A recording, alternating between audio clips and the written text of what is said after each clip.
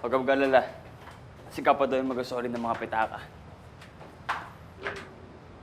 Jigo, huwag mo nang uulitin muna. Alam kong gipit tayo, pero kung kailangan mo ng pera, magsabi ka. Gagawa namin ng paraan ng Kuya Carding mo. Kahit anong dahilan, mali ang magnakaw. Sige na. Umuwi na tayo. Wala kami.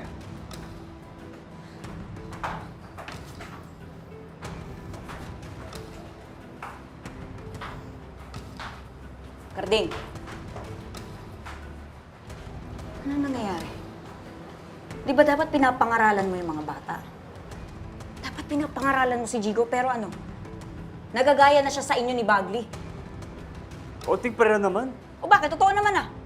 Kung naging mabuting example kayo sa mga bata, hindi mangyayari to. Hindi mapapahamak si Jigo. Ay, bawain mo yung sinabi mo, ha?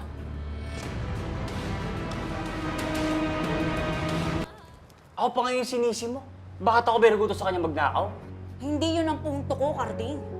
Sana man lang iparamdam mo dun sa bata na mali yung ginawa niya. Nang habang bata pa, maturuan na ng tamang asal. Eh, sa totoo na, mabuti nga nangyari yun, eh. Natuto siyang dumiskarte kaya hindi siya magugutom. At hindi niya kailangan umasa sa iba para lang mabuhay.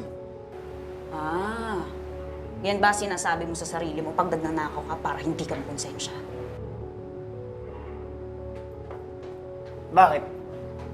Praktikal lang ako, bakit? Mapakaan ba tayo ng tamang asal?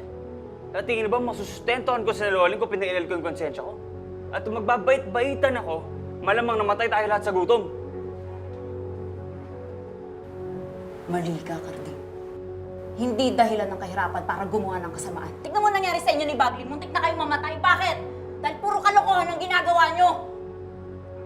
Pero wala na akong pakialam sa inyo. Hindi ko na kayo mababago, matatanda na kayo. Pero si Jigo, yung mga bata, Carding, may pag-asa pa.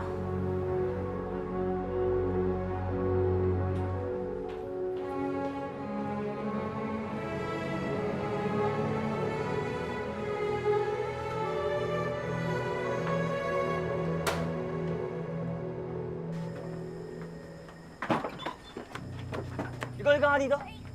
Pati ako, nasa Emerald nang dahil sa'yo, eh. Ha?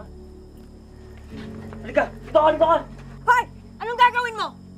Eh, nagtuturo ako ng leksyon. Yung sabi mo, di ba? O, eto. Sisinturunin kita para matuto ka. Ha? Bakit ba?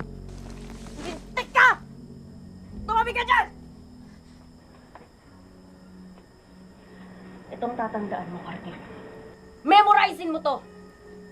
Pagmamahal at hindi pagmamalupit ang paraan para makinig ang mga bata. Pagtutuwid at hindi pananakit ang kailangan para matuto sila!